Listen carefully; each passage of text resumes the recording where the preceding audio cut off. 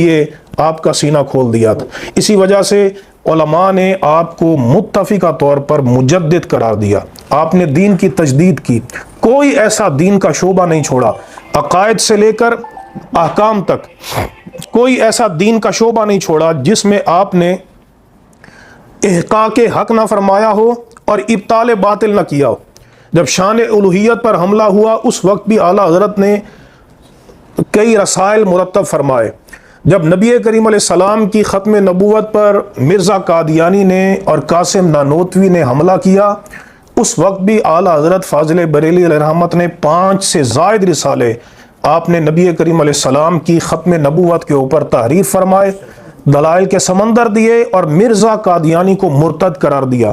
جب نبی کریم علیہ السلام کی ناموس پر، آپ کے علم پر، آپ کی عظمتوں پہ حملے ہوئے اس وقت بھی جو سد سکندری کے طور پر